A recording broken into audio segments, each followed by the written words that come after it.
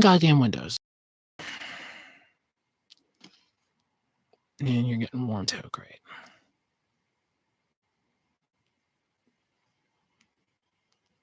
Yep. Damn it. I've been telling it to stop this again and again and again and again and again.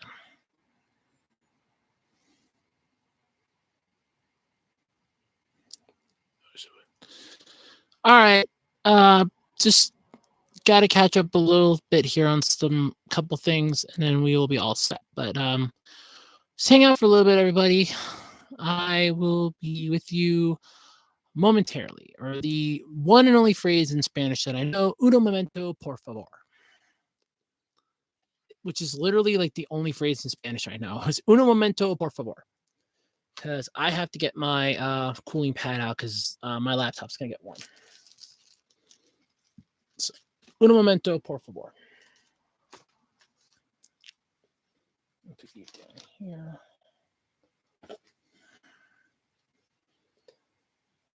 They definitely don't need you showing. Definitely don't need you being shown. Ow. I just banged my arm again. Okay, here we go.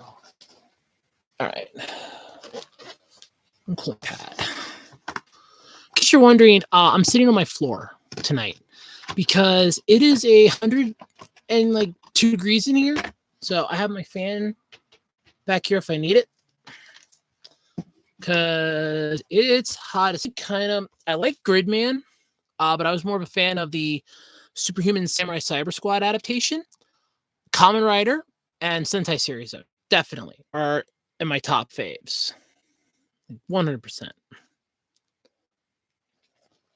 Just give me a couple seconds here. I gotta get this underneath my laptop because the way my laptop stays nice and cool while everything else can boil over, including me.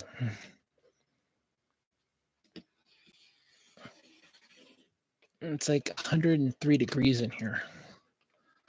It is. It's hot in here tonight. It's been hot all week. All right, come on. Where's that cord at? There you are. Come here. Gotcha. I want to pull you out all the way. I gotta take a picture to find a better one of you. There we go. All right. Cooling pad is on. That'll help to keep my laptop a lot cooler. But yes, I'm sitting on the floor this week because it is so damn hot in my room. If I sit on the bed, I'm gonna start. It's a little easier, a little more comfortable. Actually, it's very nice. Being on the floor. The only downside though is that my laptop wanted to act up today, so that's a pain in the neck. But because I don't know what my power reading is, so I have to make sure that I have my plug in. I was debating just I'm on Simple Design, or am I on mine? Link. Trying to share the link for the podcast, and it would really like me to leave it alone, let it do the update. I don't want it to right now. It's doing it again. It's overriding me. Basically, it's saying, no, I'm gonna do the update. You cannot stop me from doing the update. No, I can stop you. I will stop you because while I want the update, I don't want it right. Sucks up the bandwidth, and then I can't do anything else. So that is a huge problem. But this week we're talking about American Tokusatsu shows. Okay. That is our topic du jour. It's American Tokusatsu adaptations. That is our topic. I actually did not remember what it was. I was thinking about it all day. I was like, what in the hell was my topic for this week? What was I going to be talking about? And then I was like, I'm going to find out when I log on tonight. Because I ended up getting caught up dealing with some other crap, which wasn't fun.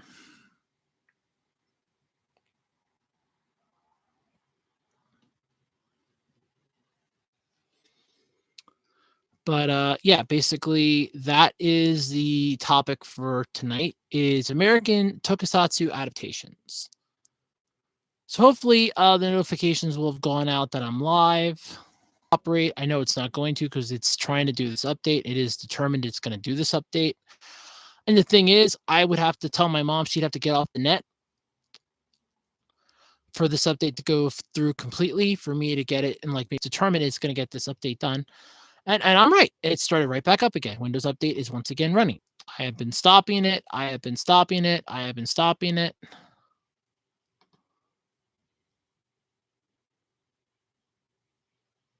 I don't like the new Twitter. I hate the new Twitter. I hate it with a passion. I freaking hate it. I hate it with a passion. I hate the new Twitter.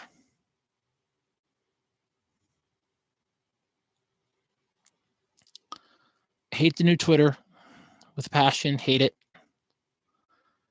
Hate it. Hate it bad.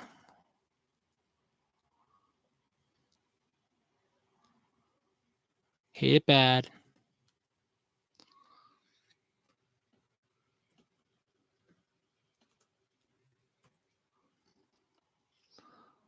I mean, it's just I don't like it. I don't really know. It annoys me, it bothers me, it bugs me, it pisses me off. It's not my cup of tea. Trying to get all right, get that one's up.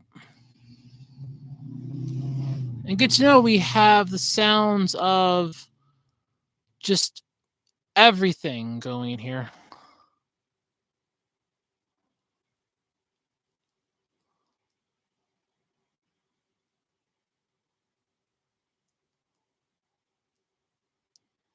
It's just been a long day.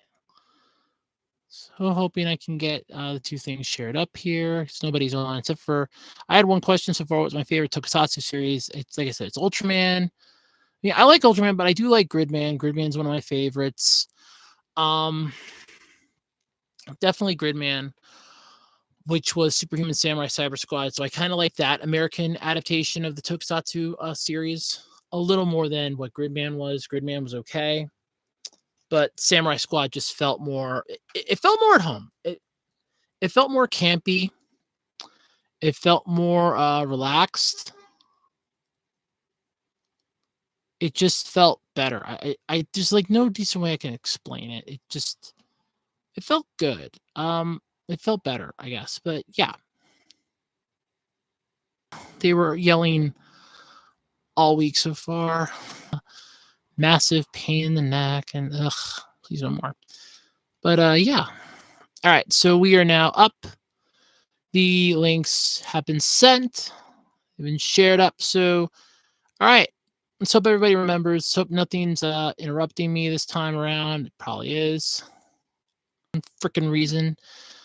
Computer still wants to do its massive update. I don't want it to do this massive update right at this very moment, but it's determined it's going to do it. And of course, it started it back up again, didn't it? God damn it. Of course, it started it back up. I've been telling it to stop this update. It's Windows Update. I've been telling it to stop. It will not stop it because I can't pause it anymore. And it's determined it's going to get this update done. It's sucking up CPU. It's sucking up everything. It's just pissing me off. But it is determined it's going to get this thing updated. Because it keeps doing it. I wish it would stop. I really do. Okay, so now it says that it's stopped. All right, good.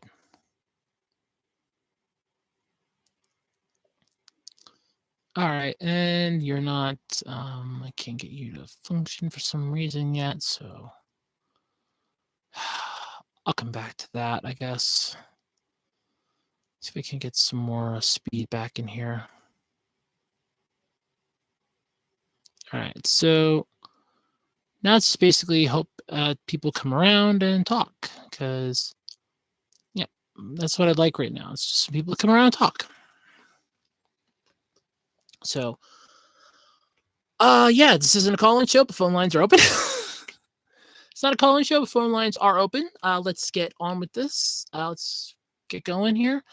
But yeah, let's get on with this. So, welcome to the worst podcast ever. We're 12 minutes in, and I have nobody here. I know I'm streaming. I know I'm live. I see that I'm live. But yeah, nobody's here. I have no viewers. I have no likes. I have no one. It's 7:15 and my neighbors are fighting in the distance. I hope it's not coming in because they are loud. I had to have my window open. It's hot as hell in here. Um, but yay, nobody's up. Nobody's here. So this might be another of my short podcast episodes because there ain't nobody here to bounce topics off of and talk with. I know I'm live. I know for a fact I'm live. Okay, now it's actually stopped. Good. All right. So I know I'm live. I know I'm actually live. So come on. I'm ready when you are. Bring on. We're talking Tokusatsu tonight. American Tokusatsu adaptations. So let's get this ball rolling. Let's get going here. Let's bring on the pain train. What do we got? Anybody at all? Anyone at all? Anyone at all? Anyone there? All right, so I'll get the ball rolling though. So American Tokusatsu adaptations. For those of you that don't know what a Tokusatsu series is, it's basically special effects. That's exactly what it means. It's a Japanese term for special effects. Mostly explosions, digitalizing stuff, things like that. It's really cool. You think Tokusatsu series, though, you instantly think Gridman, Ultraman, Kamen Rider, Super Sentai. Though Kamen Rider and Super Sentai are the more common ones. There's Space Sheriff Gavin, Metal Fighter B heroes like that became Big Bad Beetleborgs here in the U.S. and Beetleborgs Metallics, respectively. VR Troopers, which is the American version of it was. And that's the cool part is that VR Troopers was technically two different Tokusatsu series that were merged together. You had stuff from one Space Sheriff Gavin, I think it was, or one Space Sheriff series, and something else, and they were just merged together. And it was interesting. It was a neat little experiment. It worked moderately well, but yeah.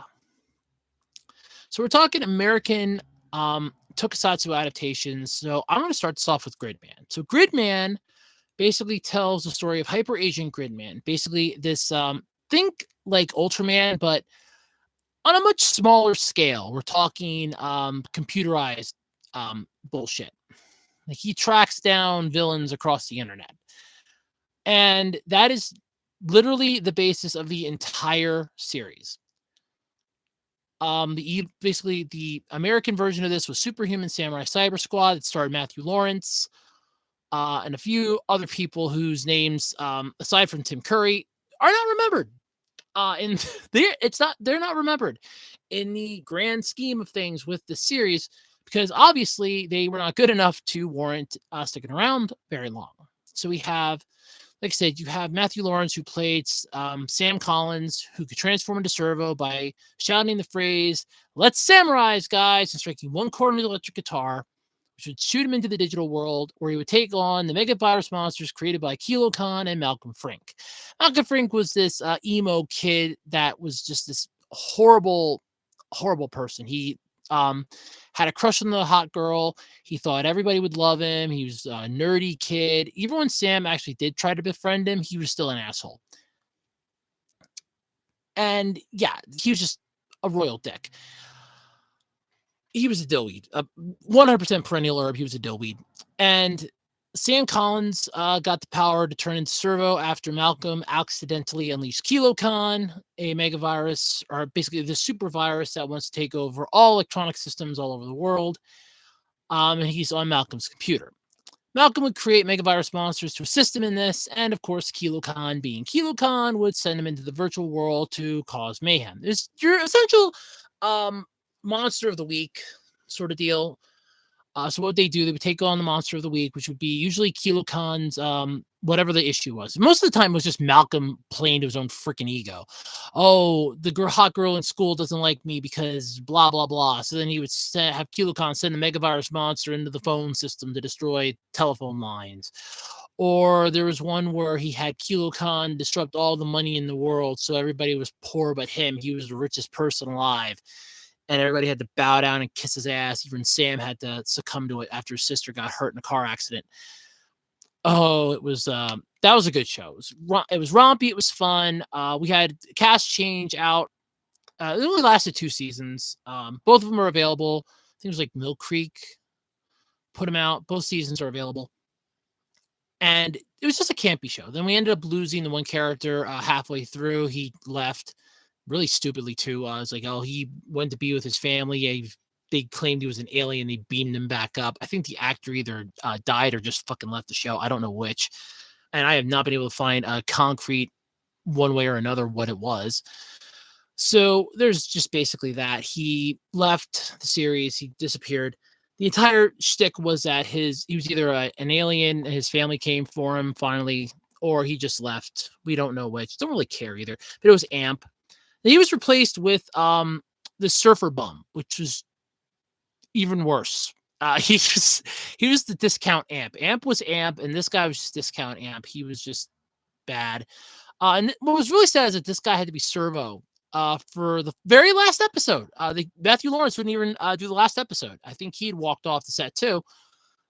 And he refused to do the final episode. So, of course, the last episode, there's no Sam Collins. It's just Tank, Sid, and I can't remember what the surfer guy's name was. But yeah, that was a stupid ending for an otherwise great series, because the series basically gave you unique tones for how it handled each situation. There was an episode where they had to go sneak into it was a Christmas one. It was the Servo. Yeah, it was because if you ever got the Christmas, it was like a VHS thing. It was the first episode on the 2-episode VHS tape. And it was basically they had to go to the school to get back a gift that Sam accidentally pulled out of Jennifer's locker, because that was his gift. And this is a gift for charity. It's a gift for the orphanage, for the kids. And she goes, oh, well, that's so sweet. So then he had to sneak into the school to get it back. And, oh, that was just lunch lady. The best part of that show is the lunch lady. She had weird-ass stories that could go on for centuries. I could go off on Superhuman Samurai Cyber Squad. It's one of my favorite shows. But she had stories that could go on for years, Mrs. Starkey. In fact, one of the stories literally from that episode, when Sam finally explains everything that happened, she goes, "That's the nuttiest thing I've ever heard. Says my 5th husband, Philippe, ran away to join the nunnery. It must be true." It's like, yeah, there's more to unpack there. I think that anything else, there was more to unpack with that. But she just had weird ass stories like you wouldn't believe. But of course, Mrs. Starkey was undeniably one of the best characters in the franchise. She was just the overall best character, period. So you had her. She was in it. You had Tank. You had Kilocom was voiced by Tim Curry, who, honestly, Tim Curry could do freaking villain voices. The man could do villain voices to no freaking end. He was just he was a godsend when it came to villain voices. 100% he was a godsend to it. And I would definitely say, beyond a doubt, no, Tim Curry is good. Hey, 8-Bit! Hey, welcome! Welcome to the show. I'm talking about, starting off with my favorite of the American Tokusatsu adaptations, Superhuman Samurai Cyber Squad. I've been going off on it now for about a good... do you ever see that show? Superhuman Samurai Cyber Squad. It's a good show. It's definitely early 90s. I loved it. It's one of my favorites. If you're wondering why I'm sitting on my floor, it's like 103 in my room. Sitting down here, I get the breeze from the window, and I have my fan right back here if I need it. I can plug it in, and it's a lot cooler because I'm not getting the heat from my bed absorbing my body heat like it does all freaking night. So this is actually a lot more comfortable because it's a wood floor underneath this carpet. The wood floor is just taking all my body heat, so it is nice and cool where I'm sitting. It is perfect right here. But yeah, I'm talking Superhuman Samurai Cyber Squad. I was just talking about Mrs. Starkey. The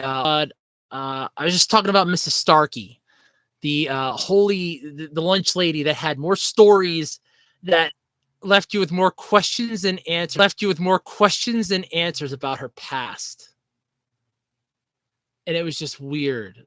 She was just this. She was a strange character on that show. Yeah, it is on DVD. You actually can. I think it's Milk. I think it's Mill Creek has both up, or it's Cookie Factory. I don't know. I did get the first one. I did have the first season. I think the second season got split into two parts, but I know it is up. You can also watch it up on YouTube. It is up on YouTube like crazy. But yeah, check it out. Superhuman Samurai Cyber Squad. Basically, it's the American adaptation version of Gridman. Gridman was the Japanese adaptation. Superhuman Samurai Cyber Squad was the US one. And so I figured with this week's, because I actually forgot. I actually did forget what I was talking about this week. I'm going to decide which one was better, the American adaptation or the Japanese adaptation. So I'm going with for Gridman. So the first one's going to be Gridman versus Superhuman Samurai Cyber Squad. Which country did it better, America or Japan? So Gridman came out, I want to say like the mid 80s. And you could definitely tell it's dated because the technology in it's old school. We're talking like compacts. They're going with 16 to 28, even 56 megabytes of RAM is massive, which Jesus Christ, right here. This phone has more power in it than a computer from the 80s. I'm not even joking on that. This phone right here, this phone right here has more power in it than a computer from the 1980s. That is just horrifying. So there is that. What was I going with? Oh, so we have that one. But yet when you get to the American side of it, yeah, okay. Gridman had the American, had the Japanese side with it. Even the anime series, which by the way, to the anime series, that thing is chef's kiss good. That was that Gridman.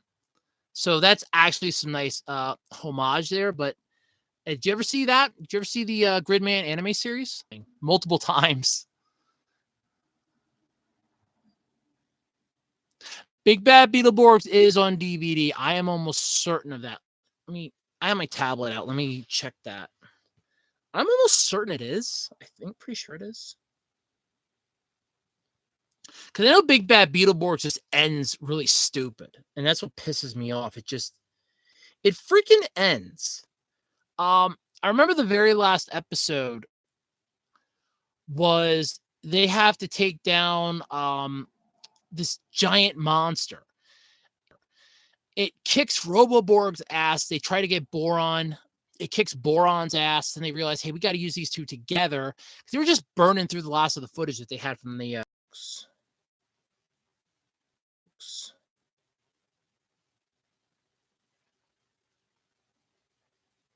Honestly, I would put money on it. I'm almost certain it's on DVD.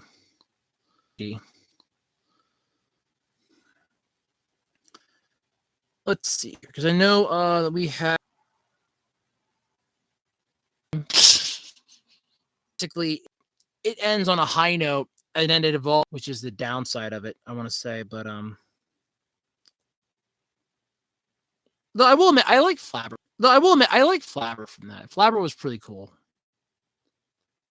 It's out on DVD. I'm almost certain of it. Yeah, because it was they used Juco B Fighter and B Fighter Kabuto footage for it, so that's where we got the suits. In case you're wondering, my neighbors are arguing. I have to have the window open because it's too hot with it closed. Yes, it is. It has been out on DVD. The last DVD for it came out in 2015. Both seasons are split into two-part two. With completed. They came out from October 16th, 2012 to May 5th, 2015, respectively. So yes, they are out on DVD. And I know Superhuman Samurai Cyber Squad is because I owned the first part of it.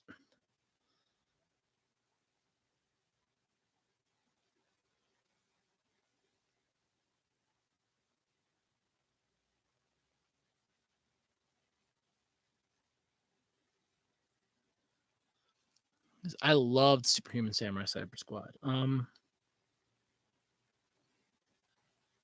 Like I was saying, there are some good episodes though with that. I will get into Beetleborgs though. So we got plenty of time in it. I will get into Beetleborgs. But I'm gonna finish up my thought with Superhuman Samurai Cyber Squad. So comparing the two, basically going Gridman or Cyber Squad, I'm gonna give it to Cyber Squad because Gridman, while I get the concept, it is definitely heavily shoved into the Japanese cultures and culture. I know there's an episode where they can't get their hands on food. They can't get their hands on basically they couldn't get their hands on food, and it was basically the one kid forgot to eat. It's like, yeah.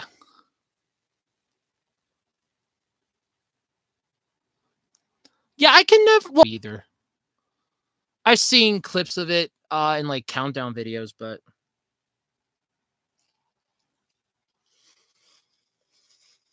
okay, so in answer to your other question with Cyber Squad on DVD, yes, it is. 1995, Buena Vista Home Video under the Deke Tune Tom. My grandfather got me one for Christmas, and I went and got the other two then between Christmas and New Year. I love that. Love them. They were the best. It was just basically 6 episodes, but it took me right back to my childhood. In 2013, Mill Creek Entertainment released the series' first DVD volume in Region 1. The 3-disc set featured the first 28 episodes of the series, and then on October 1st in that year, which was 2013, they released the second DVD volume, which featured the remaining 25. So it's split into 2 episodes or 2 things. Basically, 1 season and 2 seasons. So that's perfectly fine. But yeah. So like I was saying, I do like, and this is what annoyed me, is that the very last episode, they couldn't even get his name was Lucky. That's right. That was the surfer. So they couldn't even get Matthew Lawrence for the final episode. He was like, I guess it's like, look, this is the last episode. He probably figured, F this, I'm out. But out of the 2, I got to give it to Cyber Squad. Cyber Squad was way better than Gridman was. It's the same show. Like literally, it's the same show, cut and paste it with American tropes instead of the Japanese stuff, but it's literally the same stuff. It's just, I feel like the American adaptation was more campy, more fun, more enjoyable. If it would have been on an actually good network, like if Fox Kids would have gotten their hands on it, because I remember this being like a UPN or one of the other, I think it was UPN. It was whichever one had Sailor Moon for me, because that was the channel. They had it on like early in the morning. I don't think it was Fox.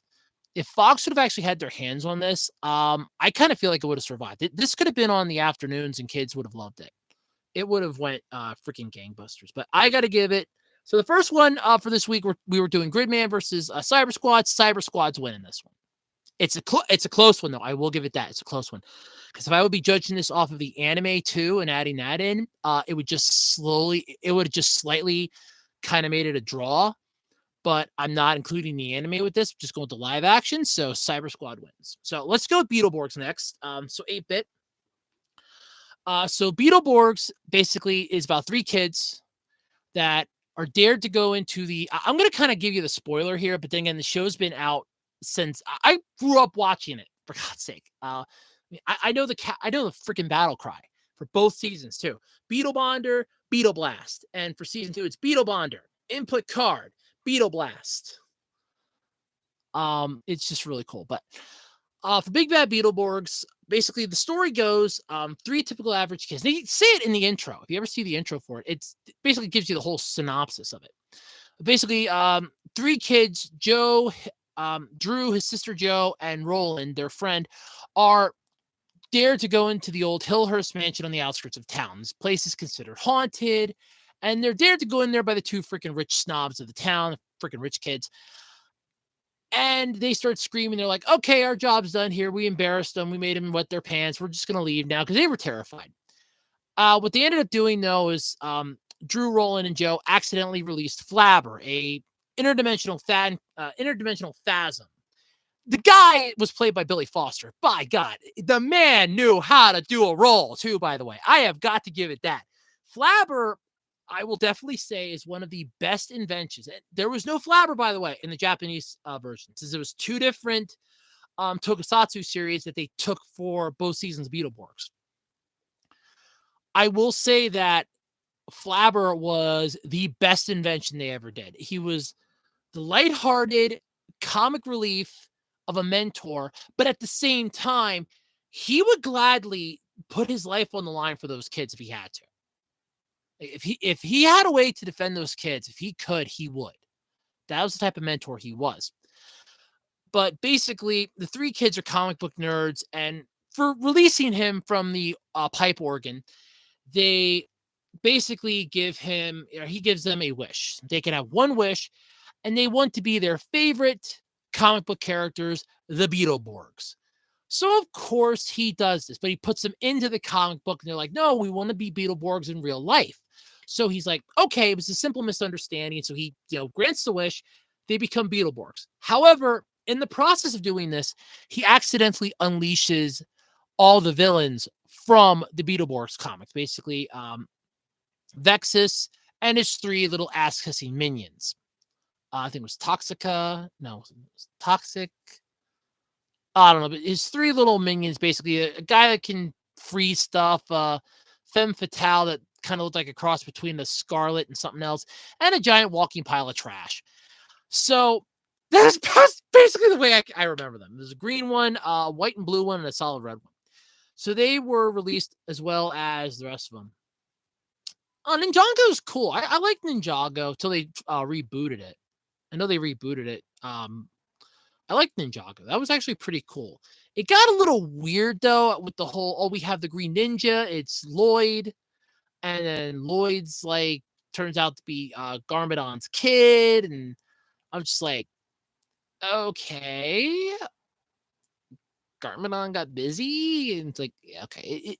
It was good, but I will say that, and I will agree with I think it was Secret Galaxy that had it up, how Cartoon Network kind of killed themselves with some of those Lego shows because they were in bed with Lego. They were like, "Hey, look, we'll do some series. We'll put them on our network, but for the toys that you have."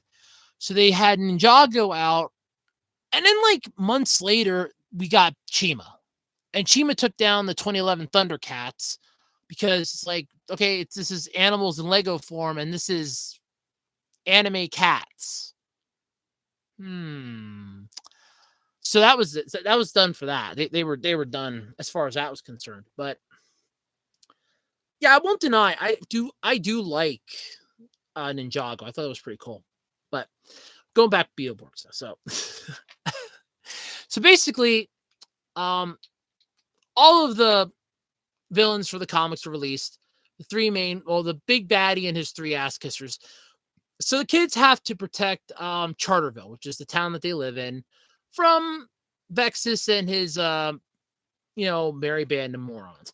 One of my favorite I would definitely call it a little mini series, and it was an arc, was Shadowborg. Shadowborg was a Beetleborg that was created by Vexus to take out the Beetleborgs. He was created from a piece of Drew's armor, and what he did was he created it and fused it with evil energy, and Shadowborg just whooped their ass. No, 6. It actually went into a Saturday. That's right. It ended on a Saturday, actually. So 6 episodes long. But if you ever got the VHS of it, it was only 5 because they considered the one filler for some unknown fucking reason. I don't know why, but they did. But basically, Shadowborg just beat their asses to the ground. He took Roland and Joe's powers right away as little jewels that were put onto his chest, and he completely took Drew's. Then he just goes around, starts rampaging through Charterville. Flabber and the other ghouls of Hillhurst are not much help, even though they're comforting the kids. Like, they're 100% like, hey, look, the kids are down. They don't want to eat them right now. They don't want to try to eat them. They're like, look, the kids are down. They're miserable. We got to try to cheer them up. They were actually trying their damnedest. You had Frankenbeans. You had the Mummy. You had Count. You had Wolfie. They were all trying to cheer him up. Even Flabber was trying, and it just wasn't working. So they had to go to get Art Fortunes, the guy that created the Beetleborgs comics, dragged into Hillhurst, and then he's almost eaten by the Hillhurst gang, which was fun. Meanwhile, though, in this little arc, there's a new kid in town, which Drew hates because he's kind of hitting on the crush that Drew has, and Drew hates him for it. Jealousy. And he ends up becoming the White Blaster Beetleborg. And there was a neat little arc, as I said, the episode that does not exist if you actually get if you had to Vexus's lair to get this. Basically, if you ever went to an airport, it's like a metal detector. It's what it looked like.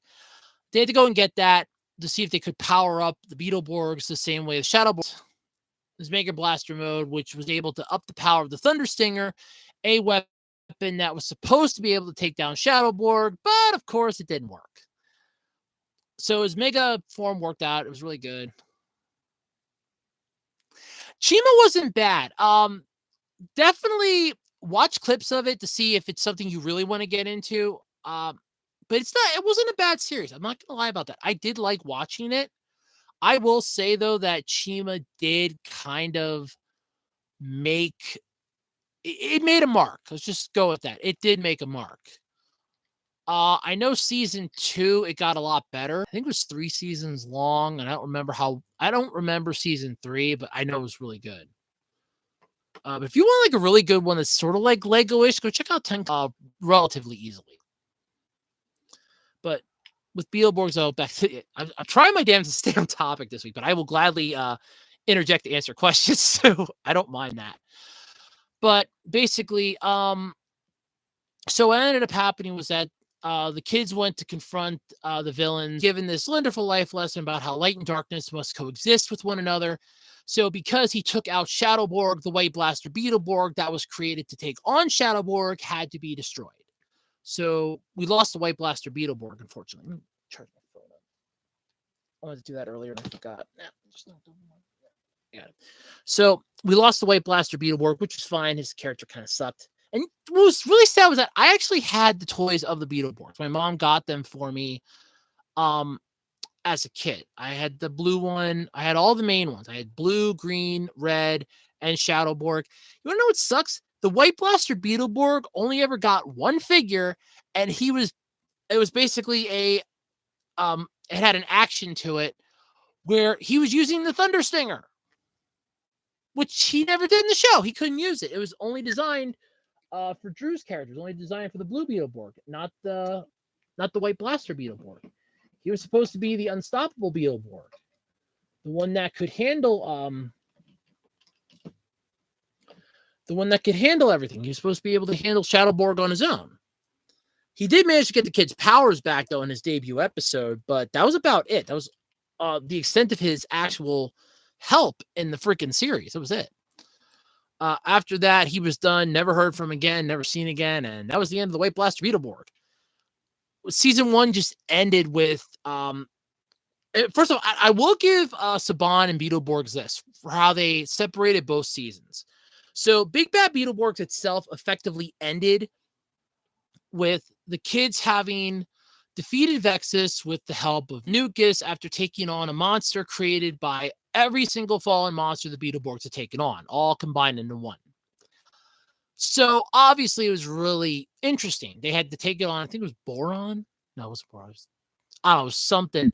It's like a hodgepodge of like all the monsters. But Nucus told the two rich snobs, you need to go to the Beetleborgs and you need to tell them to triangulate their attack. That was the only way to take out the monster. Doing so would cause a massive backblast of energy, which sucked the villains right into the comic book. That was it. So they were effectively done. The villains were done.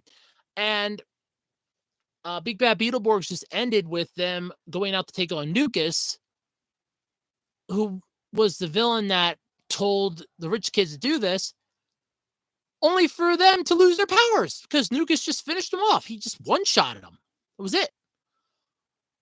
They had no powers. They had to go track down Art Fortunes again. Flabber was locked inside of the organ again. Basically, everything just got reset. The kids tracked down Art Fortunes only to find out that his evil brother, Les Fortunes, was trapped inside of a jail and was getting broken out of the jail by, you guessed it, Nucus. He ended up getting 2 more little henchmen with him. It wasn't bad. I liked Roboborg. I will say this. I did like the Roboborg part because I thought that was really cool, them getting their own battle robot. You had Gigantor, which they got in the weirdest way. It just appeared after a little adventure with Flabber and Drew, it just appeared. They just got it.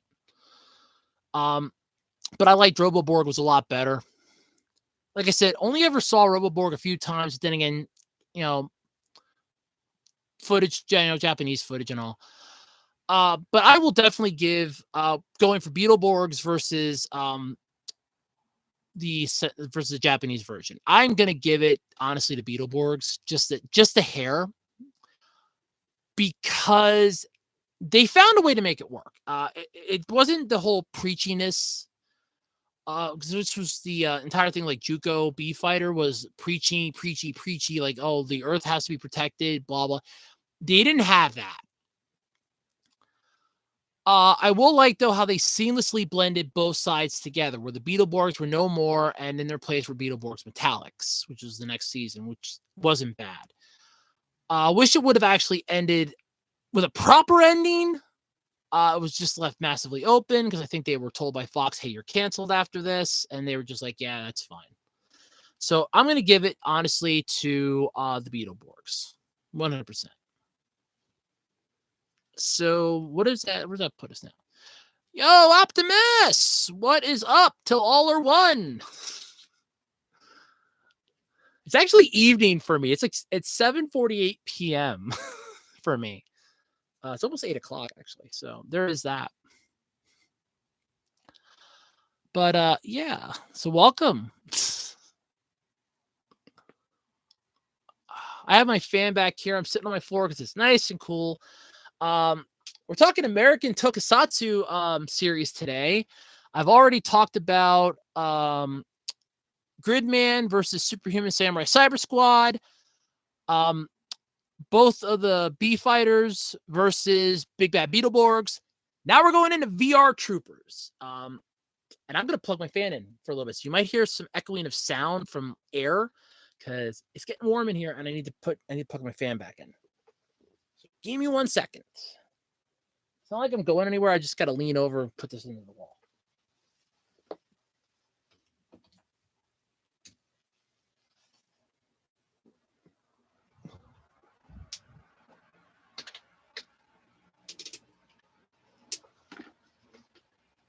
I put it that way. All right. So I apologize if it gets a little noisy. I will try to talk a little louder, but need fan on, very hot. Too hot in room tonight. It's been too hot all week, but I won't deny Masked Rider is underrated. I kind of wish it would have gotten some. All right, let me put it this way. The only thing I know about Masked Rider, all right, we'll go with Masked Rider next. We'll hold off on VR Troopers a little bit. We'll go to Masked Rider. So Masked Rider was the Americanized version, the first one of a Kamen Rider series. And Kamen Rider that they took from. This is what's horrifying. So this Kamen Rider series that they took from was Kamen Rider Black RX. Black RX was just a continuation of Kamen Rider Black. It was not the best. I have seen clips of it. I have not been able to find full episodes, but I have seen clips of it. Oh my God. Was it just, it was bad. It was bad. So you have Kamen Rider Black RX. Wasn't the world's best. Wasn't the world's greatest, but okay, it existed. Let's see if we can get lightning to strike with the Power Rangers franchise. Let's try Masked Rider. Masked Rider was not bad. I will start off with that. It was not bad. It definitely did things that nowadays in shows would be looked at as typical, stereotypical, or just flat out, you'd have people bitching. I will say I did like the whole ectophase activate for the command call, which was really cool. Count Dragon, though, was... They could have got a better villain. I'm going to say right out, they could have got a better villain. They could have found a better... They could have taken from a different Sentai, because they did that with VR Troopers. They could have taken from a different Sentai or different Kamen Rider and just gave us a better villain, because Dragon just sucked. But of course, the plan was use footage, make it cheap. Do what you can. Do what you got to do. So obviously we have Masked Rider. I loved Masked Rider. I thought it was a good show. I really did. I like the talking car. I love the talking bike, both of which are really cool. I did like the yellow and black transformation that he got. I thought that one was really good versus the blue one. The blue one I didn't like too much, but I love the yellow and black mode change. That one was really good. Like the fact that, okay, he just crash lands in the backyard. You got, I will say, what was it? Phoebus or Phoebus was a little, I want to say that was, if I had to pick a weak point for Master, just a bit, just a bit. But it wasn't bad. It was a good show. It was a good series. Did run its course because you only have so much footage from a Kamen Rider series. So it ran its course. And since when crossed paths with the power, the first 2 episodes of season 3, where it was like 2 or 3 episodes. I think it was only a 2-parter. Oh God, it was only a 2-parter. But basically that the opening for season 3 of Mighty Morphin Power Rangers, a friend in need sent them to, I don't even remember what the hell Dex's home planet was, the writer. And I was just like, no. No. Because then it kind of made you wonder, where are the Power Rangers throughout all this? Where are the Power Rangers? Why aren't they getting involved in this? Is he going to come back and help if, they need it? Is there going to be another crossover now? And that's basically all it was. It was a soft pilot. It did well enough that they're like, hey, this could work.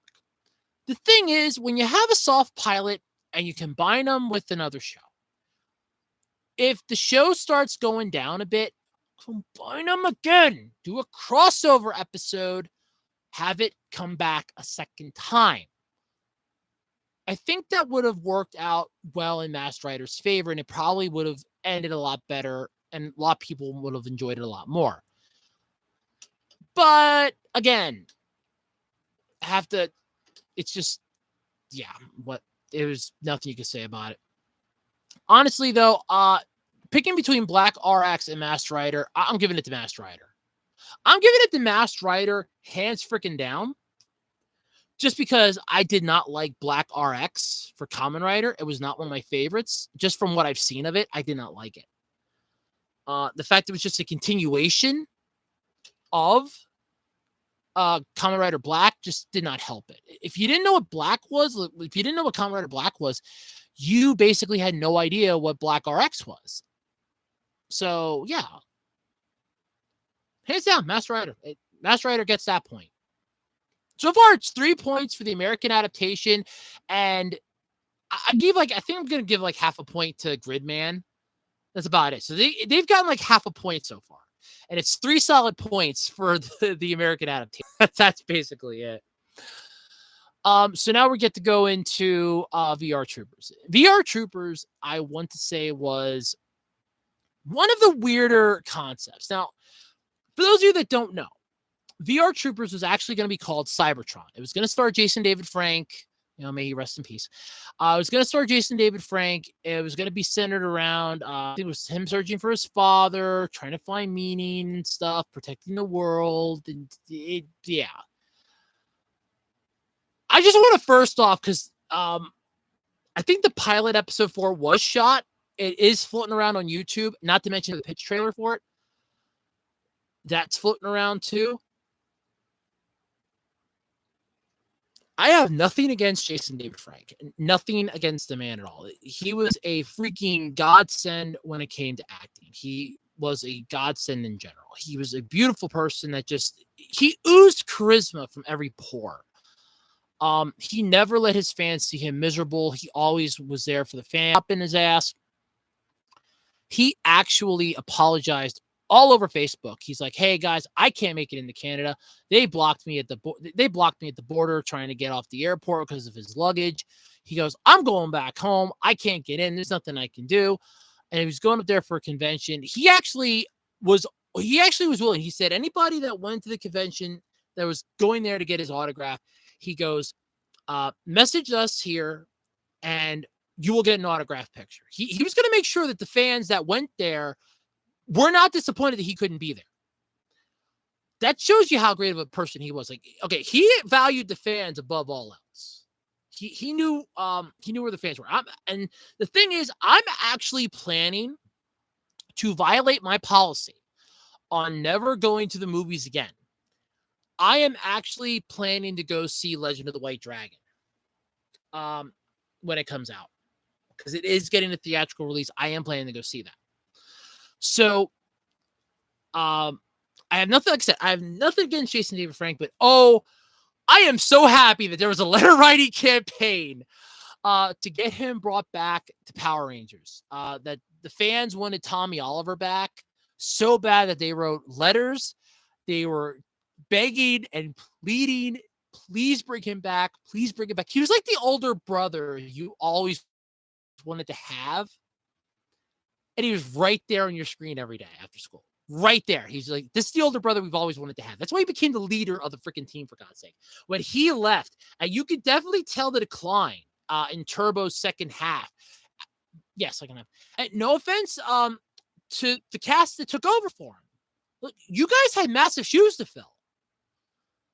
You tried your damnedest. No one's going to argue that. You tried your best, but you have to remember, these were characters that we came to love after season after season after season. Hell, Tommy was the last of the original team. And I'm going with, like, after they got all 6 members, he was the last of the original team. So seeing him go for good just hurt miserably. But I am so glad we got that letter writing campaign happened, demanding them to bring him back. Because otherwise, Cybertron was going to cyber suck. That freaking blew. VR Troopers, on the other hand, it's actually funny. I do have that. So, I actually have this, yeah. This is the transformation device. I knew it was going to fall. Yay, I win that pool. I knocked over my stay. Okay. This is the transformation device. It wasn't Walmart. So McDonald's had a toy thing. Do you remember how the Happy Meals back in the 90s? And I would say till today, but let's face it, nobody's buying fucking Happy Meals anymore today. Yep, Super Transform. Super Transform. We are VR. Yep, I love it. But this was the transformation device. They wore it around their neck, which secret identity. Okay, I want to stress this. Secret identity. You're wearing this around your neck. You and your 2 friends are wearing these pendants around your neck. Okay. The Power Rangers at least had secret identities. Their morphers were belt buckles that they kind of had like behind their freaking backs. This is out in the open. You're wearing it around your neck. This right here. Okay, this right here. This does not help with a secret identity. Hey, there's this team of people. They're calling themselves VR Troopers. I wonder how powerful they are. By the way, hi, Common. How you doing? This is their freaking transformation device. And they yell, Trooper Transform, we are VR.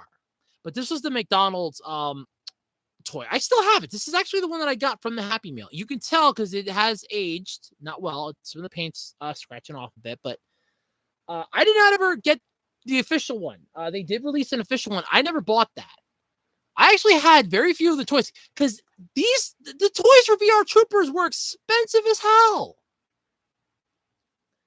For a series that was geared to kids, the toys were expensive as hell. But for VR Troopers, it was 2. I wanted to look up. That's what I wanted to look up. I wanted to see which 2 it was because they actually ended up using, I think it was 3 different series in total then for VR Troopers. And it was just weird.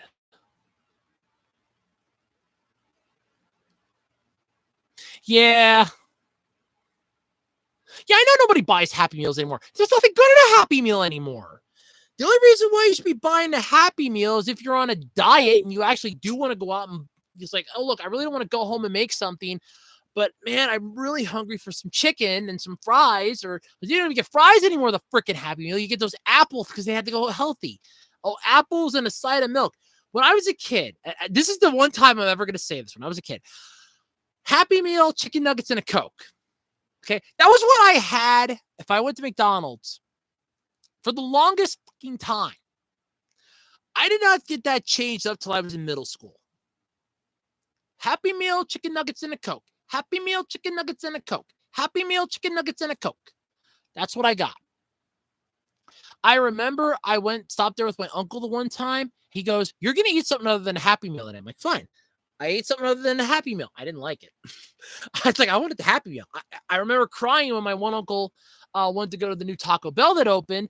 It's like, I want a Happy Meal. I was the only one out of him, my mom, and I was the only one that didn't get food poisoning that night because he and her both got food poisoning from the Taco Bell. I didn't get food poisoning. They did. Yeah, I wanted to remember what they took the footage for VR Troopers from, because I know that it was two with Ryan. The three of them in their suited up forms were never seen. But yeah, it was. Yeah, I did. It's what I ate for the longest time: Happy Meal, chicken nuggets, and a Coke. And my uncle went to go. It was a Sunday because he always came up on a Sunday. He went to go try that new Taco Bell that had opened. It had just opened too. And he got 3 tacos. Like, okay, well, all 3 of us are going to eat tacos. I'm like, I want a Happy Meal. I remember crying. I wanted a Happy Meal. My mom goes, Bobby, just buy him a damn Happy Meal. She didn't even really want the Taco Bell. She ate it. Both of them got sick. I didn't get sick. They both had the same lunch because he always came up for lunch. So it was the same lunch, different dinner. They both got sick. I didn't get sick. Because then the next Sunday he came up, he goes, did you get, my mom goes, yes. Okay, so we're never eating there again. It's like, yeah. It's like, I was the only one that didn't get sick because I was the only one that didn't eat the freaking Happy Meal. But yeah, I wanted to see what they took.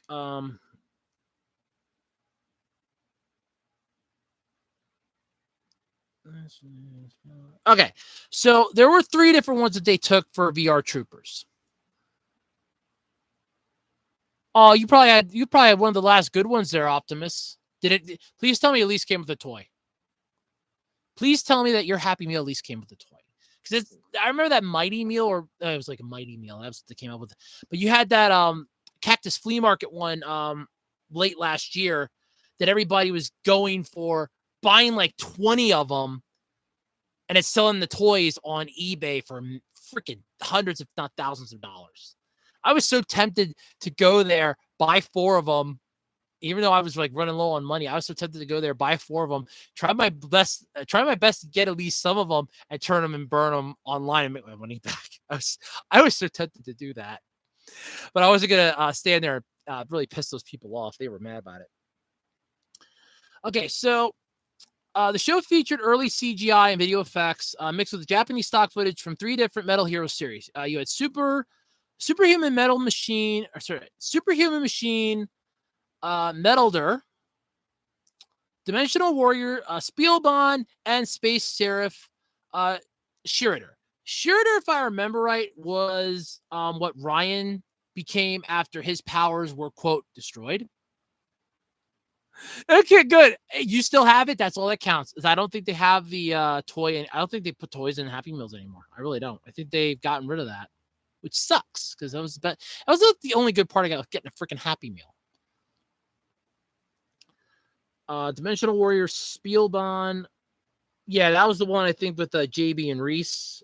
Yeah, that was the one with yeah, so that was JB and Cat. That was theirs. I'm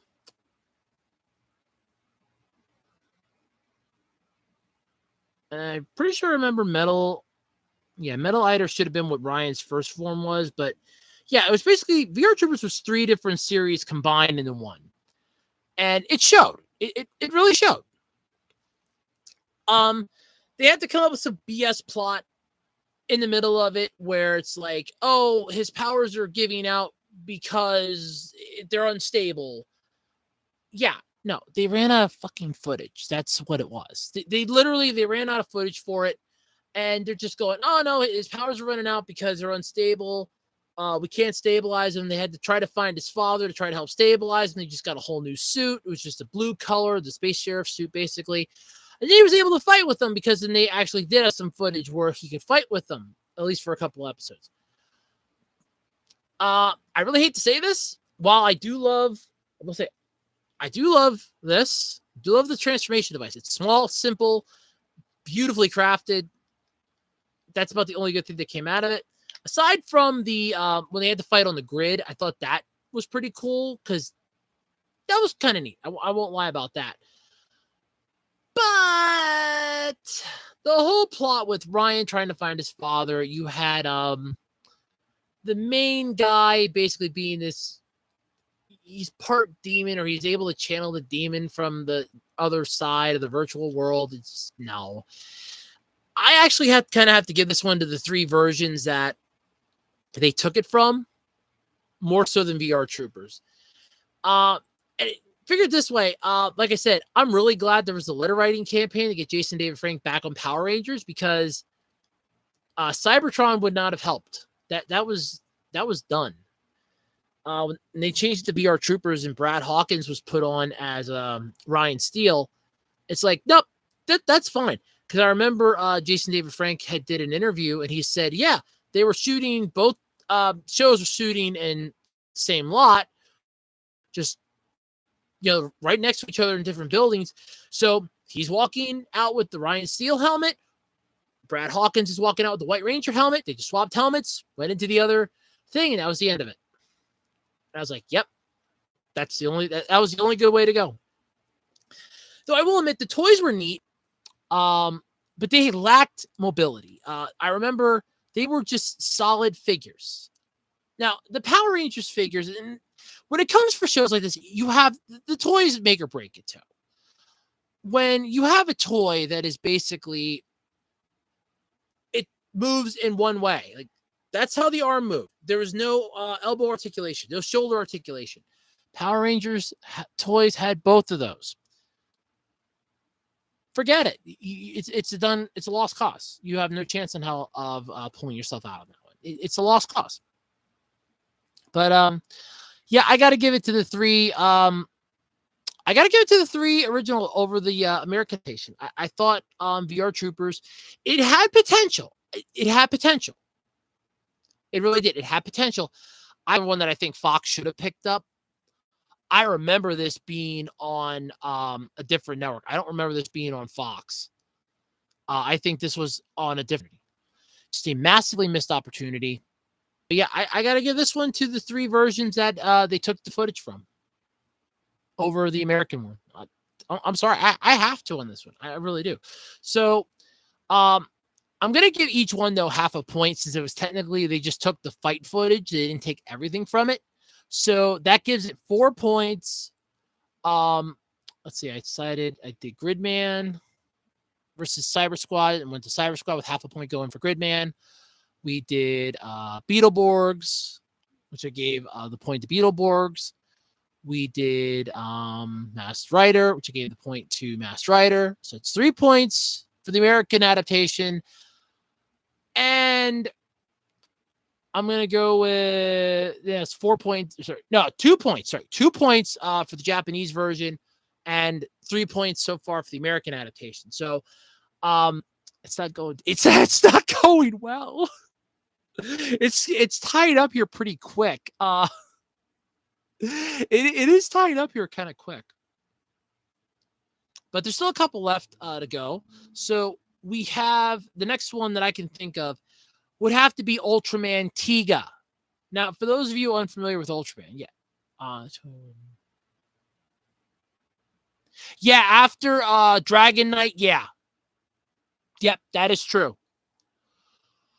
Toei will not let them adapt any more Kamen Rider series to America after Dragon Knight bombed. And I will get to Dragon Knight. Believe me, that is on this.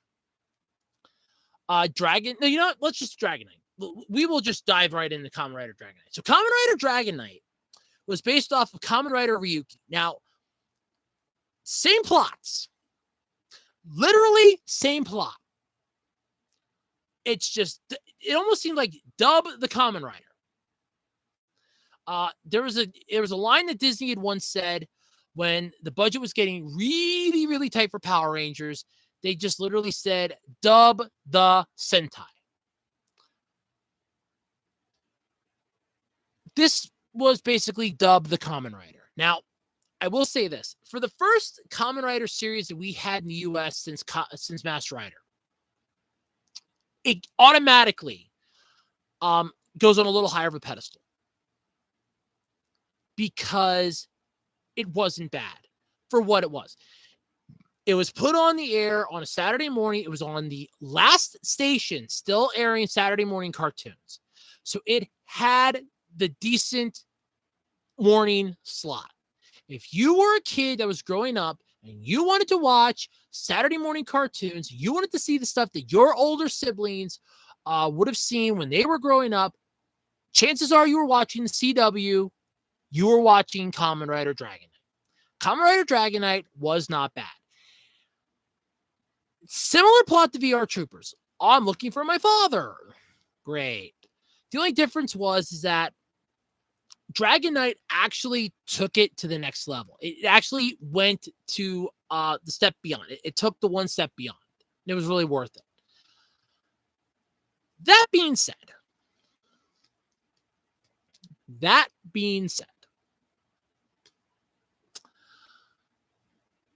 I do have some issues with Dragon Knight.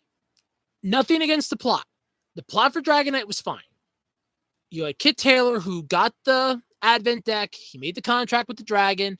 I like the fact that he and Len started becoming friends and allies. Len was actually hurt when Kit sacrificed himself to save him, taking the attack that vented him. That was very good. The fact that Kit came back then as Kamen Rider Onyx, he was still able to kick ass and take names.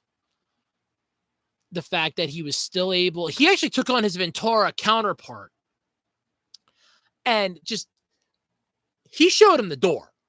He showed him, this is what happens when you fuck with people.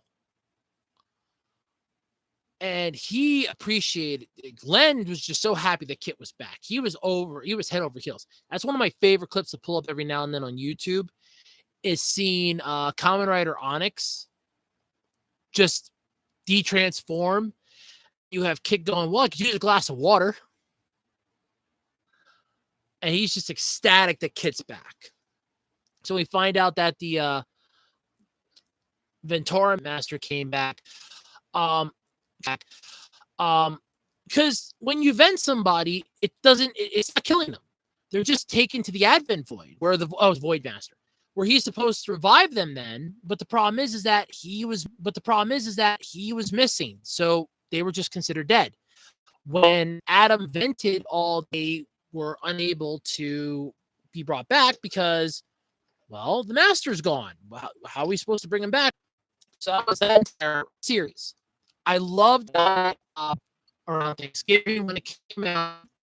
I actually had the ability, other Advent that he had. I will say that was one of my favorite parts of that, was that you had survive mode, which was basically upping the ante for what you needed. Extra power boost, extra everything. You just up the ante.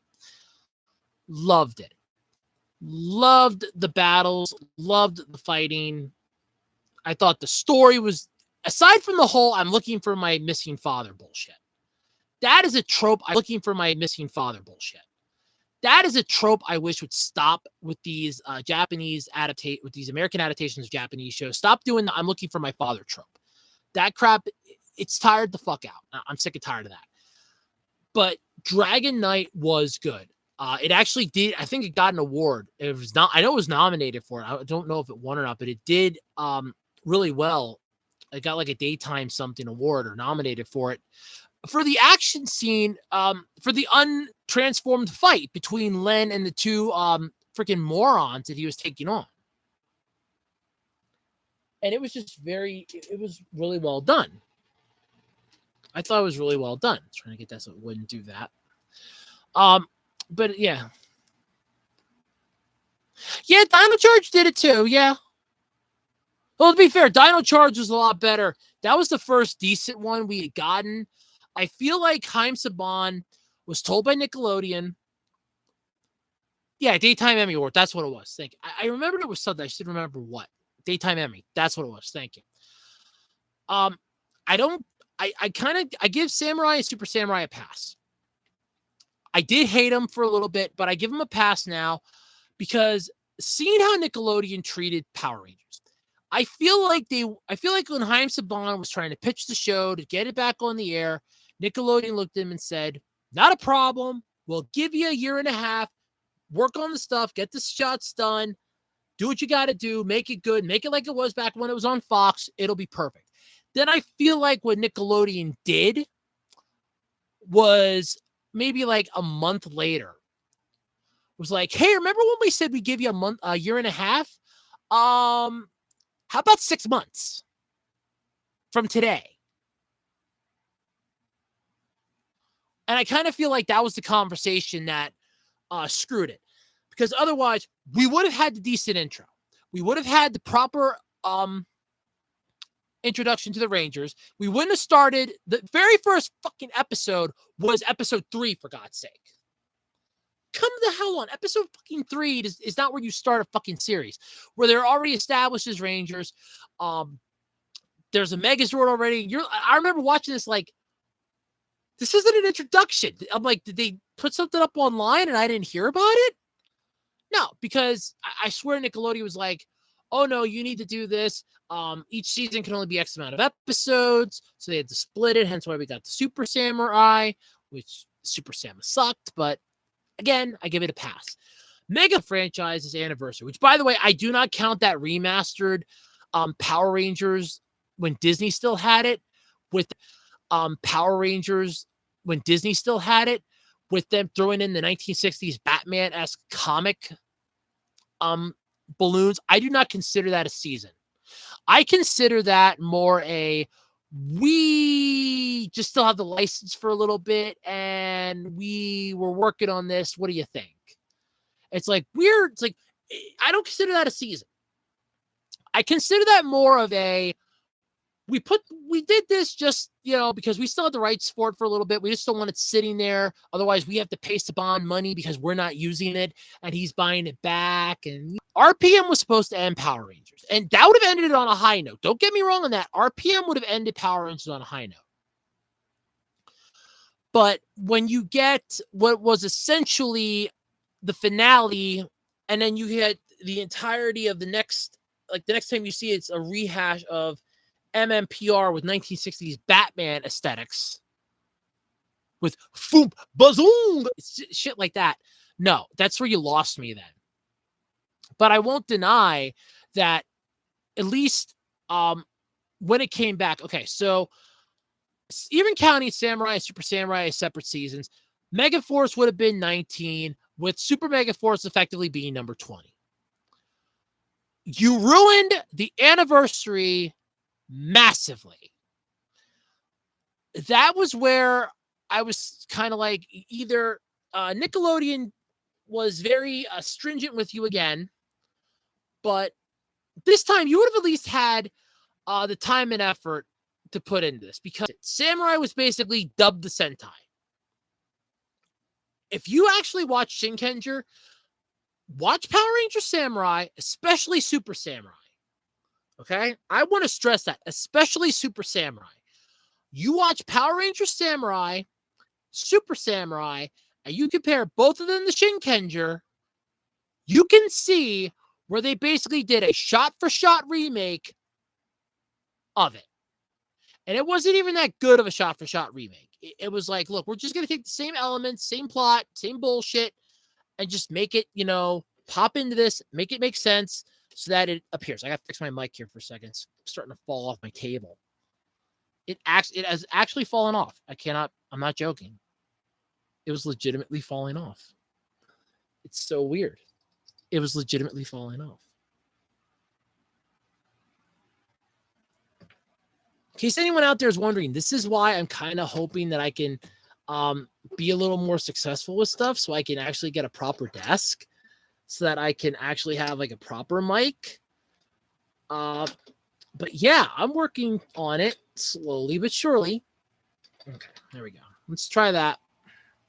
It's also because I was moving this around that also affects it. But yeah, so when Super Samurai was out, I would assume that that's when they started filming, or at least he had the B crew starting to film the stuff for Megaforce. Megaforce already had an uphill battle as it was because Ghost Agers was angel themed. That was literally the theme of Ghost Ager was angels. Religious stuff does not work in the US for a kids show unless it's Bible Man. And I remember playing Matrix: The Path of Neo, and I remember after you beat the Agent Smith fight, the last one you take on, all of a sudden you're in the white room, and the two developers of the game come out, sitting on the chair, one's red, one's blue, explaining about how, well, you know how in the movie, Neo kind of realizes that he has to be, blah, blah, blah, and do all this. I was like, yeah, but the whole religious aspect doesn't work for a video game unless you're selling Bible Quest. And I think to myself, yeah, it doesn't. So that's why we got the battle, if you ever played The Path of Neo, where he's basically taking on this massive Agent Smith monster thing. So Ghost Ager is angel themed. So explain to me how Ghost Ager, an angel themed Sentai, relate to America. So it was already an uphill battle. Then you had Go Kaiser, which was pirate themed. Now, pirate theme could have transferred. You could have had them be like Robin Hoods. They're just taking back what was already taken by other, like criminals across the galaxy or something. Like, oh, look, there's an empire. And they've been taking and plundering, the universe of its treasures, and they're tracking them down. Along the way, like this empire attempted to take out the stuff, attempted to take the Earth and all of its belongings, and the Rangers stopped them, giving their powers in the process. Literally, you could have copy and pasted Go Kaiser, and it would have worked so much better. Yation would have been even better. But of course, no, it's Super Mega Mode. That's where you lost a lot of the people. Dino Charge was not bad. At least Dino Charge did their best.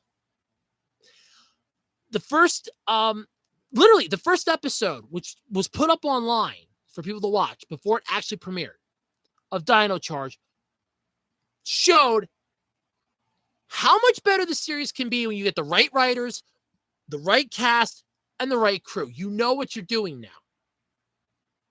It proved it could be so much better.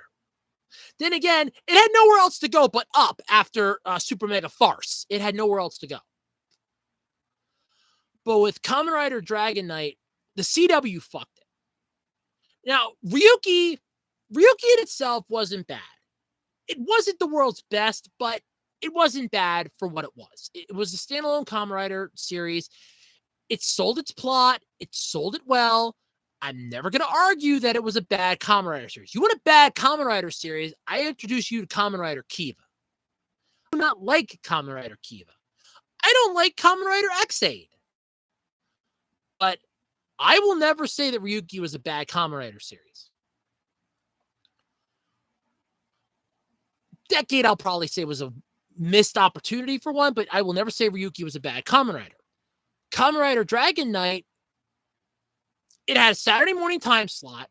I think if the CW would have put it on a decent time slot, because if I remember, I think it was like either 11 in the morning, 10 in the morning, or 9, or either 8:30 or 9:30 in the morning, because they kept flopping it back and forth all the damn time. It would have been so much better. It would have done way better than it did. But the problem was that they didn't care. They gave they just gave two middle fingers about it. They're like, hey, that's what we think. This is the time slot you get. Deal with it. Then again, to be fair, the CW didn't know its ass from a hole in the ground. And they still don't. They still don't. And this is the one thing that I will say Dragon Knight did have that Ryuki didn't. You had the cast of characters that was actually good.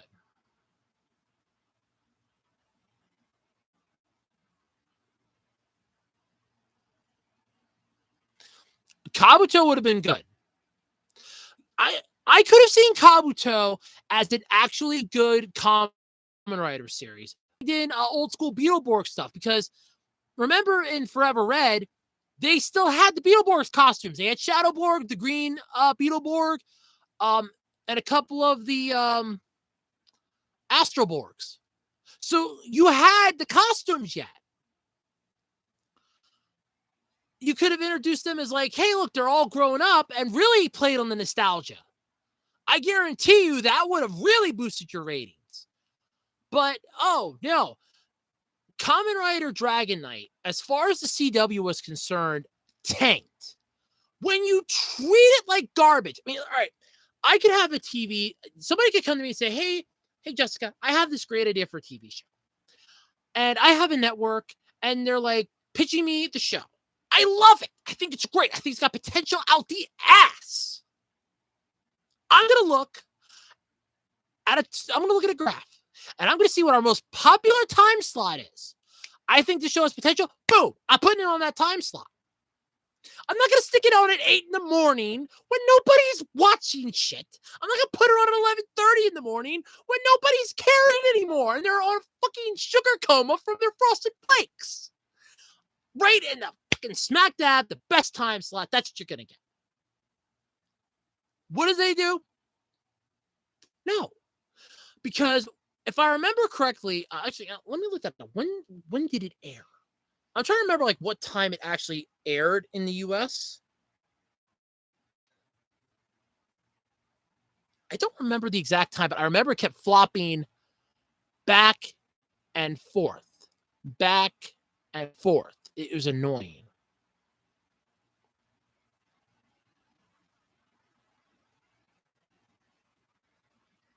Well, to be fair, they pulled the same, and I didn't say like adapting it as an actual sequel to Beetleborgs. It just you could have just had them come in, and it's the Beetleborgs. They crossed over.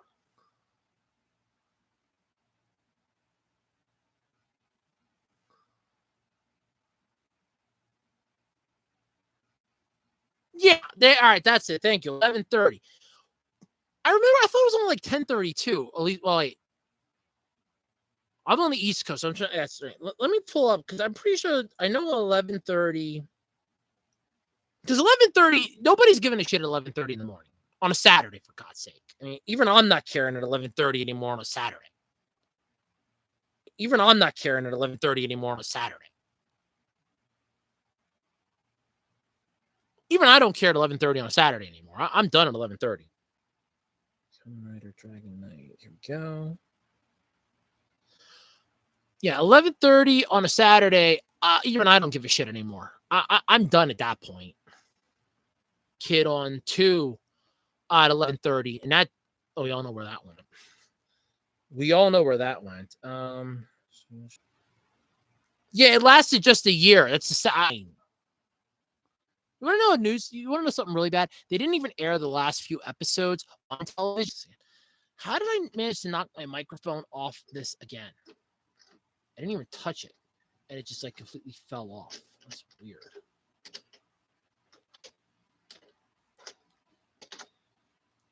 Okay, I think I know something I got to do Tuesday is try to drag down my Yeah, okay, so I'm probably gonna have to try to drag down my old thing, which means I gotta clean up in here then. I can put that right over here, drag down my old table. Yep, I think I gotta drag down my old little bookcase that I have. Well, you know, I should. That is mine, technically. I got that from my aunt. I should technically drag that sumbitch down here. I like that. I like it though. I do need. Oh, son of a bitch.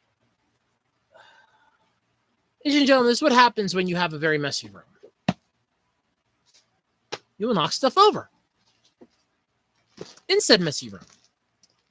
And all you want to do is stretch so that your leg stops hurting because you're sitting in a weird position and have been for over an hour. All right, let's see here. Series of a sneak preview. Okay, so it had a sneak peek on December 13th. Yeah. Well, to be fair, I want to clean this place up because I like have a whole bunch of stuff up top there. I kind of want to drag down to the basement, throw the stuff that's here up there, drag my freaking chair down here, and actually sit on my chair. The problem is, again, here, I'll show you. I have to clean this corner up here. I got to clean that up so that I can move this stuff here up top there. That's the difficult part. So, and then I also have this stuff over here.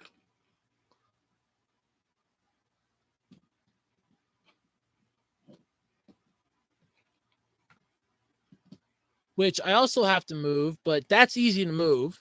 So I can bring down my other thing. Then I can just put my microphone there, stretch it over, because I know it'll fit on there, no problem. Because that's what I had it on when I was living upstairs. Plus, like I said, I should really drag that down. That is mine. I should really drag that down because it is mine. But I'd have to move this stuff. That fan I should really have put back out in the living room. It's basically just cleaning shit up, but I at least have this on my table. It just does not want to stay on because of things. I don't know, but all right, let's see here. I'm trying to find out the exact time. You said 11:30. Okay, so here it goes. So it had the original premiere on December 13th. It was a sneak preview. The end of the year before its final 2 episodes even aired, which were then made available on the CW website from December 18th, 12. So you couldn't even watch the final 2 episodes on television. CW was just like, nope, fuck it, we're done. First off, no. Nickelodeon pulled the same bullshit with Avatar, with coordination. A category introduced to the daytime Emmys that exact year. So, okay, they did, it was the daytime Emmy. I didn't remember what it exactly was, but I remember that they won an award. All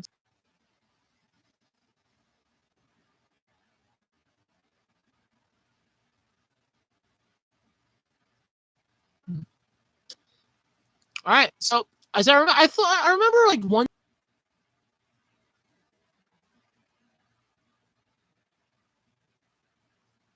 I hope I actually spell it right. One point, I remember it just flopped in the CW different times.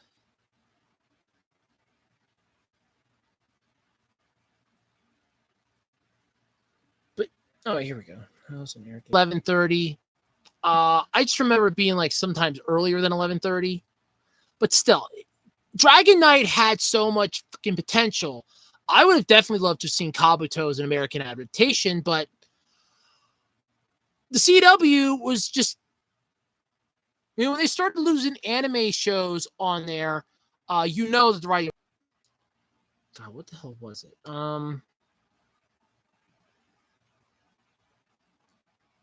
They had like an updated Battle Beat 'em on, and that one just like left mysteriously. This is not as bad as Cartoon Network. I remember there was a show that Cartoon Network had on 2 episodes. It lasted 2 episodes. The worst time slot you could ever. I'm helping him with the front porch. I was up so I could be ready and be awake. I'm sitting in the living room and I'm watching this garbage. So I could be ready and be awake. I'm sitting in the living room and I'm watching this garbage. It was called Scandigo. And I was like, what in the... It's an anime series about a car, like an RC car that you scan a card in and the car goes. Boy, was I so glad. So, yeah, it was not worth the time and fucking effort that it went through. But Dragon Knight, I'm giving the point to Dragon Knight. Dragon Knight gets the point. So it's 4-2. Dragon Knight gets the point out of the 2 of them. Because Dragon Knight was so much better than Ryuki. I just wish the CW would have actually given 2 shits about it and cared. And I mean, like, actually cared. Because they did not care. They gave no craps. the series is tanking. Yeah, you kept changing its time slot all the damn time. No wonder it's gonna. I didn't even realize they had taken it off. It's like Code Lyoko. Did you know Code Lyoko just ended on a Saturday, a random Saturday? No fanfare, no nothing. No, hey everybody, the series you've been watching for like the last couple years is coming to an end this week. Nothing, just fucking ends. I was like, the hell? Yeah, didn't even know it ended. Just I didn't even realize that Toonami had ended when it did. So that was sad. But yeah, points going to Kamen Rider Dragon Knight. So what have we done? What have we gone through so far? We did Superhuman Samurai Cyber Squad versus Gridman. I did VR Troopers versus the three that it was from. I did Beetleborgs versus the two it was from. Dragon Knight versus Ryuki. And we're 4-2. I got Ultraman yet. If I'm missing any, though. I feel like I'm missing a Tokusatsu series that was adapted. Now I feel like I should look up Tokusatsu shows. Because I feel like I'm missing a Tokusatsu series that was adapted.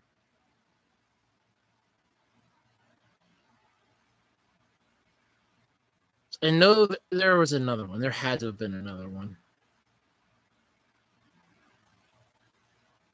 But yeah, so let's go with Ultraman. So there are two different ones.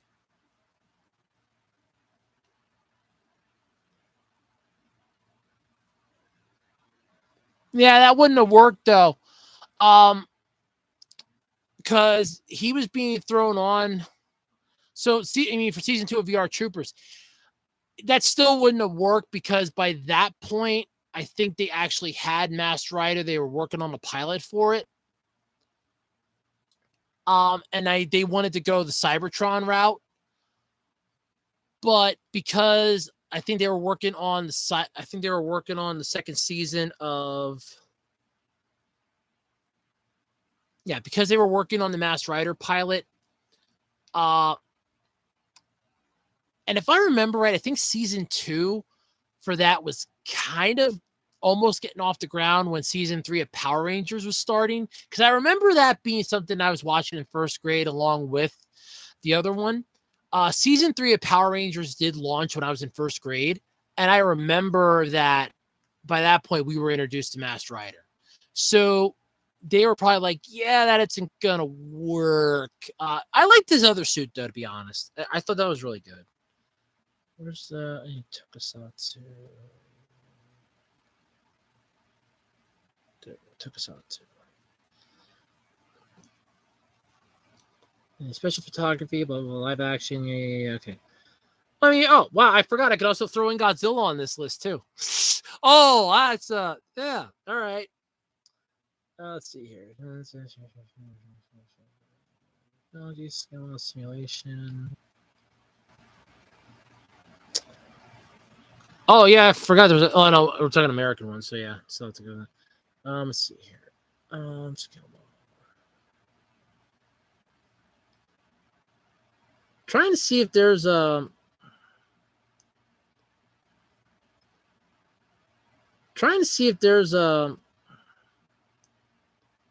this way. I'm missing one that I feel like I'm missing one out of the ones that I did. I feel like I'm missing one. We do. I feel like I'm missing one. So let's go to IMDb. Marvel's owned by Disney, and Disney has proven that they can fuck up anything in regards to Tokusatsu series and anything from Japan. They have proven that they have no respect for it. Look at Power Rangers franchise under Disney's helm. I basically just point you to Power Rangers, the Disney era. Remember when they had Pokemon? Pepper's Farm, members? Okay, VR Troopers, Masked Rider. Man, you look up American Tokusatsu adaptations, and Power Rangers like one of the first major ones that keeps popping up like every single individual series. Ninja Storm, Dino Thunder, SP. Ninja Storm, Dino Thunder, SPD, Mystic Force, Operation Overdrive, Jungle Fury, Kamen Rider Dragon Knight, so that works. Samurai, Mega Force, Mega Senators, Ninja Steel. That is an American Tokusatsu series when it was just them playing a tabletop game.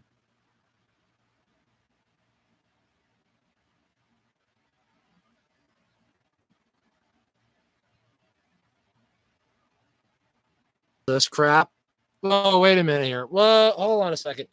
All right, so IMDb just dropped something in my lap.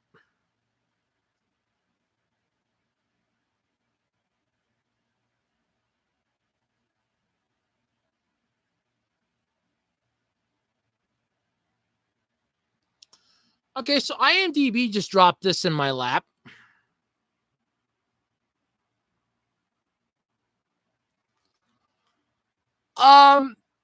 How and or the fuck? Of course, now this would explain why Netflix is doing their dance and getting their hands on Kamen Rider franchises. It's why Masked Rider, Kamen Rider franchises. It's why Masked Rider. God,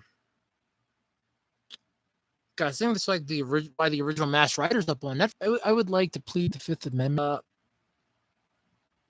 I would like to plead the Fifth Amendment if I could, Your Honor. I feel like I need to plead the Fifth there.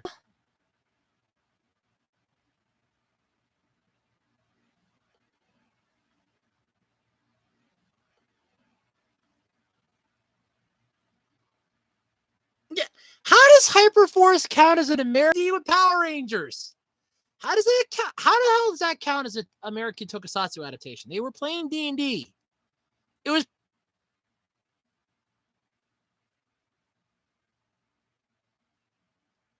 You can watch it on fucking YouTube, for God's sake.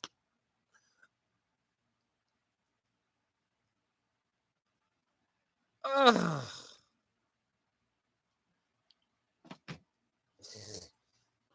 You can watch it on freaking YouTube, for God's sake. Now I remember why I was trying to move my leg in the first place. Okay. This is a knee that I actually nailed in 2000. I have to. So if I ever sit for like long periods of time.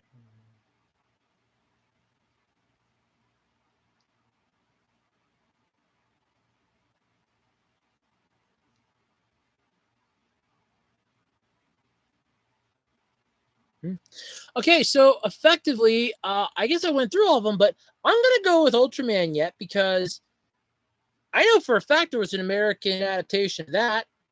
There was actually two of them. So they did dub the original Ultraman series in English. I did watch it. I actually had bought it at FYE. I thought it was, or at an FYE, I should say. And I didn't know what to make of it. I thought it was weird. Too damn long. But prior to that, I had actually watched Ultraman Tiga. Now, for those of you that don't remember the Fox box, let me give you a bit of history to the Fox box, shall I? It sucked. There's all you need to know. Fox Kids was dead. Fox still wanted to have Saturday morning programming for kids. I was like, President's Day weekend. They put a thing up online. They put a thing up on Sunday night introducing the Fox box.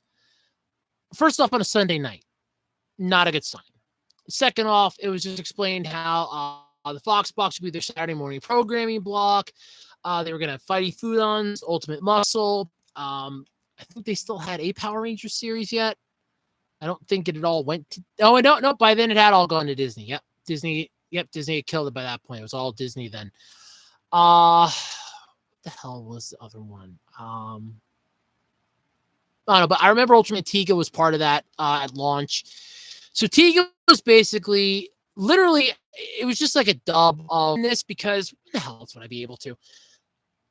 So it's Ultra Tiga, the Japanese version.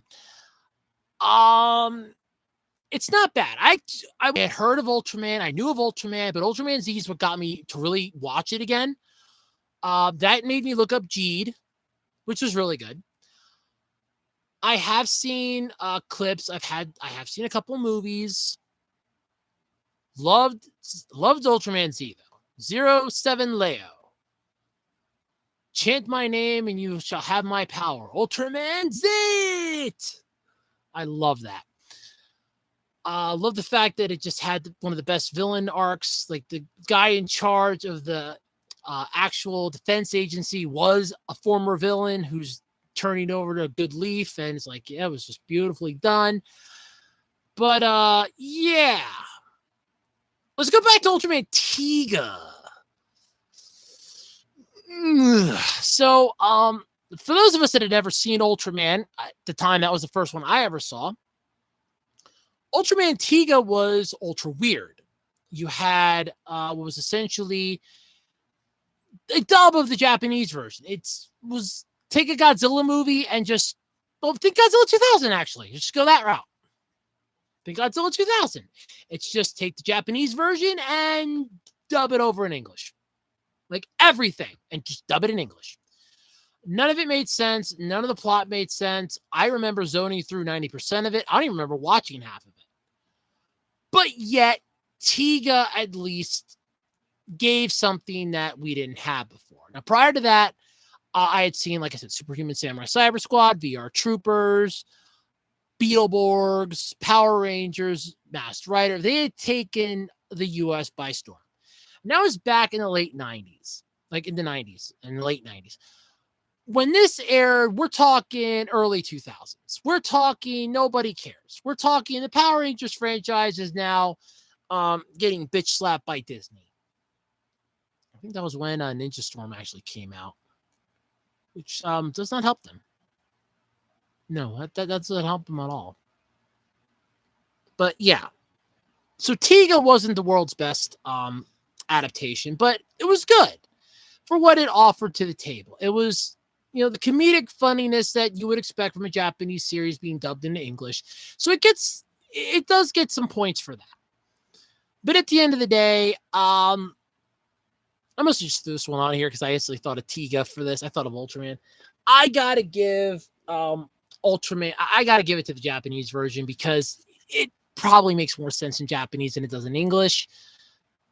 Just because I think it makes more sense in Japanese than it does in English, so they get the point for this one. Which will bring the final score for this episode of the worst podcast ever. It brings the final score to, can I get a drum roll, please? We have 4-3 in favor of the American adaptations, ladies and gentlemen. They just proved that, hey, we'll take something from Japan, tweak it a bit, and make it slightly better.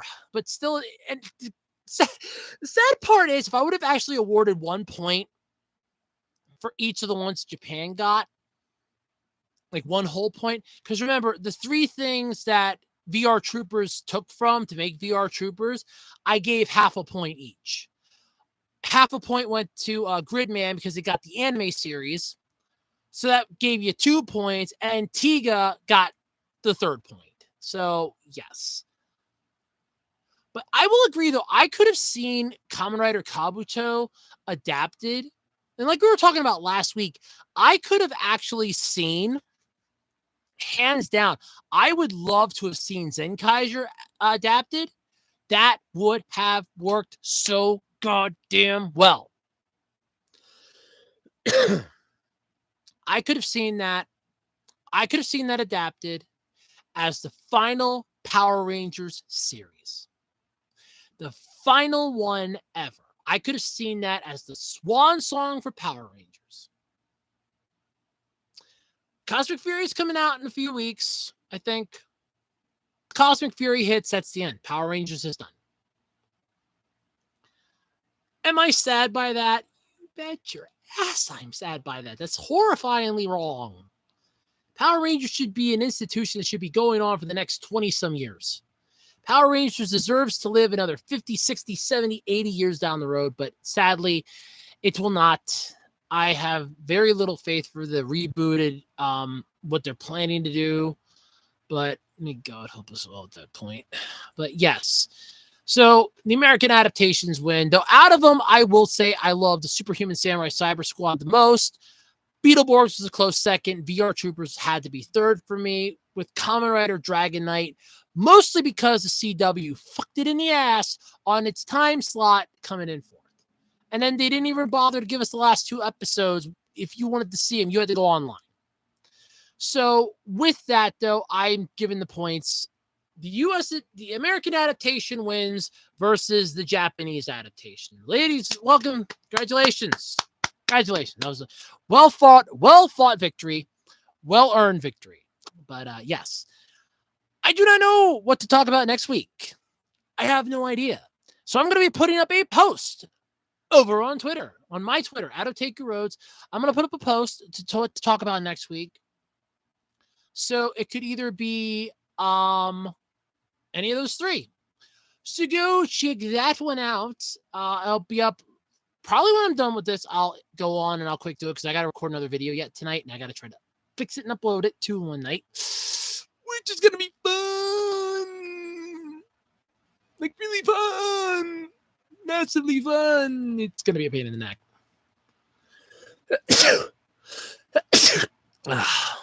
But yes, I have that though to do tonight. So until we meet again, folks, until we meet again, my friends, au revoir.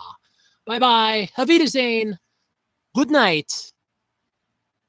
And this has been the worst podcast ever. I seriously need to get like a live person to come on and talk with me sometime, like an actual person I can bounce shit off of. I am working on that. Maybe sometime in the future. Maybe if I make it to 5 years like I did with the other podcast, I will try to do that. This one's live, though. I do this live every week. This isn't pre-recorded like my other one. This one's live, which you can rewatch right here. I am planning to put this on an actual playlist, so look forward to that. It'll be. I'm going to put this up under podcasts. YouTube does have that option. I keep forgetting to do that, though, because I keep getting busy with other crap. But until next time, everybody, I'm bouncing. See you later. This has been the worst podcast ever. Till next week.